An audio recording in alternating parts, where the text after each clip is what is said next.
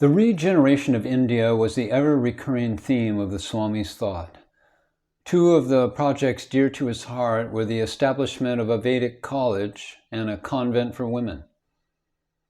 The convent was to be started on the bank of the Ganga under the direction of the Holy Mother, and was to be completely separated from the Belur monastery. The teachers trained in the convent were to take charge of the education of Indian women along national lines.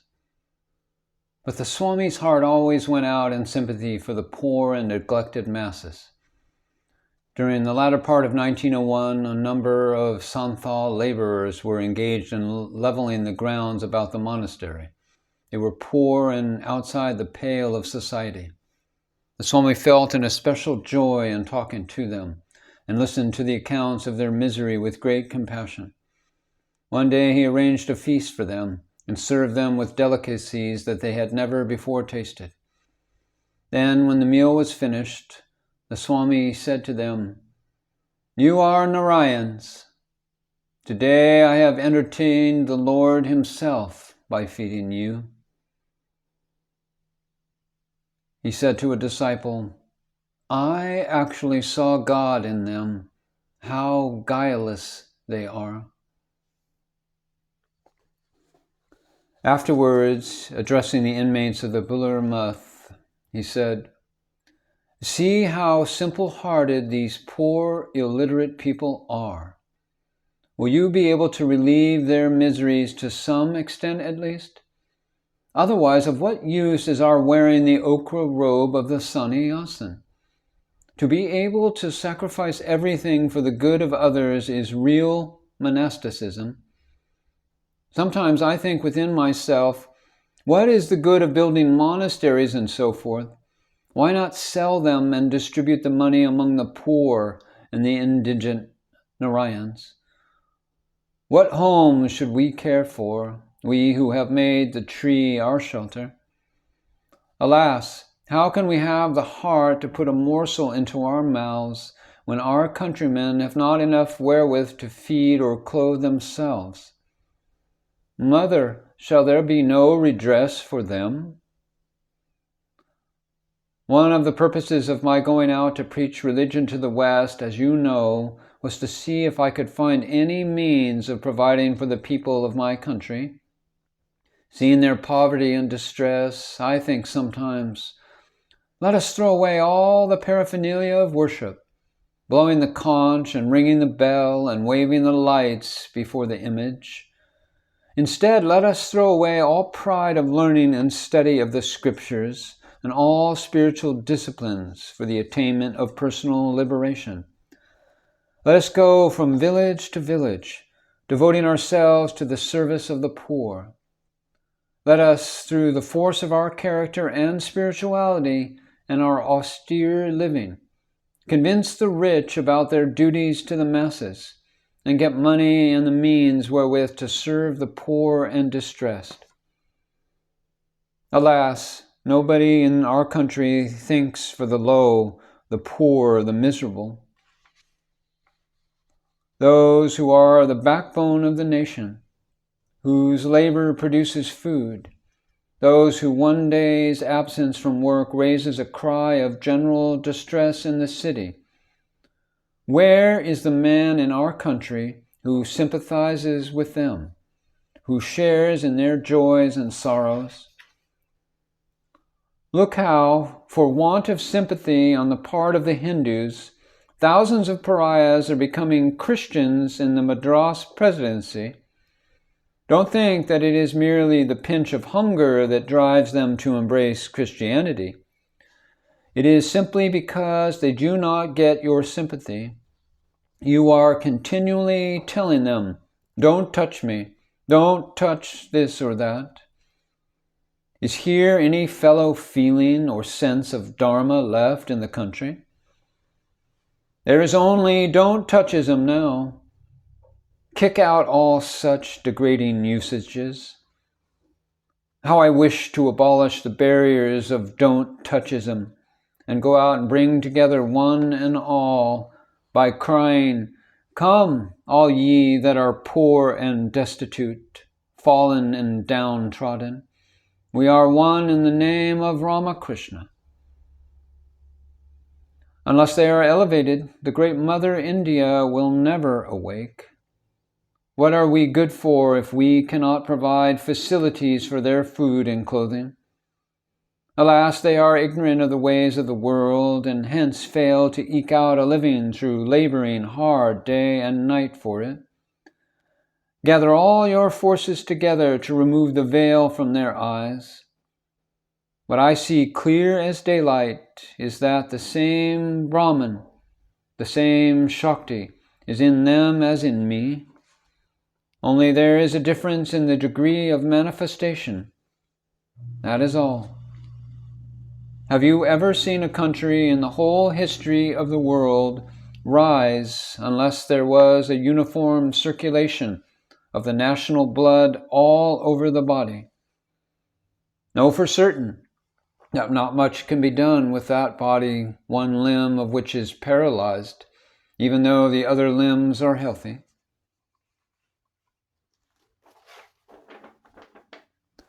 One of the lay disciples pointed out the difficulty of establishing unity and harmony among the diverse sects in India. Vivekananda replied with irritation, "Don't come here any more if you think any task too difficult. Through the grace of the Lord, everything becomes easy of achievement. Your duty is to serve the poor and the distressed without distinction of caste and creed. What business have you to consider the fruits of your action? Your duty is to go on working, and everything will set itself right in time and work by itself. My method of work is to construct and not to destroy that which is already existing. You are intelligent boys and profess to be my disciples. Tell me what you have done. Couldn't you give away one life for the sake of others? Let the reading of Vedanta and the practice of meditation and the like be left for the next life. Let this body go in the service of others, and then I shall know you have not come to me in vain." A little later, the Swami said, "After so much tapasya, austerity, I have known that the highest truth is this. He is present in all beings. These are all the manifested forms of Him. There is no other God to seek for. He alone is worshipping God who serves all beings."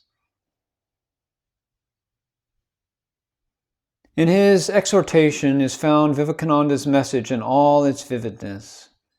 These words are addressed to India and the Western world alike. The West, too, has its pariahs. He who exploits another man, near or distant, offends God and will pay for it sooner or later. All men are sons of the same God. All bear within them the same God. He who wishes to serve must serve man, and in the first instance, man in the humblest, poorest, most degraded form. Only by breaking down the barriers between man and man can one usher in the kingdom of heaven on earth. There were moments when Vivekananda felt gloomy. His body was wasting away, and only a few young men came forward to help him in his work.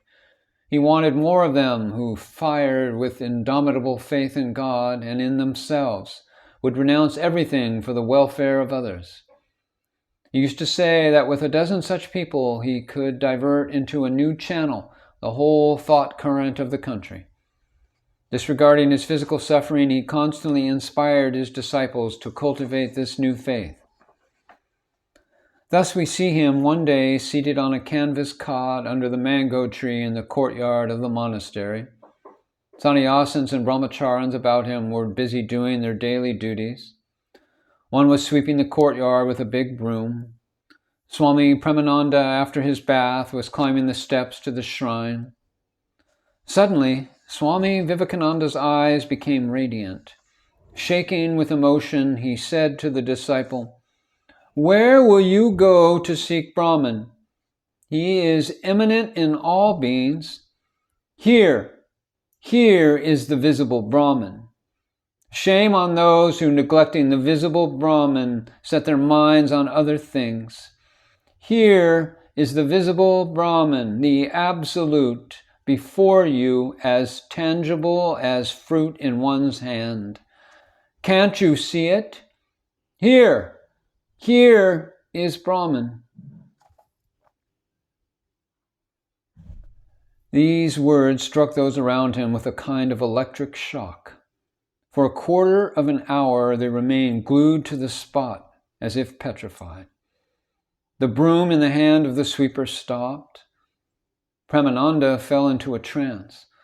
Everyone experienced an indescribable peace. At last the Swami said to Pramananda, "Now go to worship." The brother disciples tried to restrain the Swami's activities, especially instructions to visitors and seekers, but he was unyielding. "Look here," he said to them one day, "what good is this body? Let it go in helping others. Did not the Master preach until the very end? And shall I not do the same? I do not care a straw if the body goes.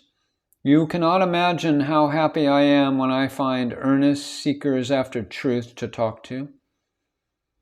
In the work of waking up Atman in my fellow men, I shall gladly die again and again." To the very end, the Swami remained the great leader of the monastery, guiding with a firm hand the details of its daily life in spite of his own suffering. He insisted upon thorough cleanliness and examined the beds to see that they were aired and properly taken care of. He drew up a weekly timetable and saw that it was scrupulously observed. The classes on the Vedas and the Puranas were held daily. He himself conducted them when his health permitted. He discouraged too much ritualism in the chapel. He warned the monks against exaggerated sentimentalism and narrow sectarianism. But the leader kept a stern watch on the practice of daily meditation on the part of the inmates of the monastery. The bell sounded at fixed hours for meals, study, discussion, and meditation. About 3 months before his passing, he made it a rule that at 4 o'clock in the morning, a handbell should be rung from room to awaken the monks. Within half an hour, all should be gathered in the chapel to meditate, but he was always before them. He got up at 3 and went to the chapel, where he sat facing north, meditating motionless for more than 2 hours. No one was allowed to leave his seat before the Swami set the example. As he got up, he chanted softly, "Shiva, Shiva." Bowing to the image of Sri Ramakrishna, he would go downstairs and pace the courtyard, singing a song about the Divine Mother or Shiva. Naturally, his presence in the chapel created an intense spiritual atmosphere. Swami Brahmananda said, one at once becomes absorbed if one sits for meditation in the company with Naren. I do not feel this when I sit alone." Once, after an absence of several days on account of illness, he entered the chapel and found only 2 monks there. He became annoyed. In order to discipline the absentees, he forbade them to eat their meals at the monastery. They had to go out and beg their food. He did not spare anyone, even a beloved brother-disciple for whom he cherished the highest respect and who had happened to be absent from the chapel that morning. Another day he found a brother disciple, Swami Shivananda, in bed at the hour of meditation. He said to his brother, "I know you do not need meditation. You have already realized the highest goal through the grace of Sri Ramakrishna. But you should daily meditate with the youngsters in order to set an example to them." From that day on, Shivananda, whether ill or well, always communed with God during the early hours of the morning. In his old age, when it became physically impossible for him to go to the chapel, he used to sit on his bed for meditation. But Vivekananda, preoccupied as he was with the training of his Indian disciples, never forgot his Western ones. Their welfare, too, was always in his thought and prayer.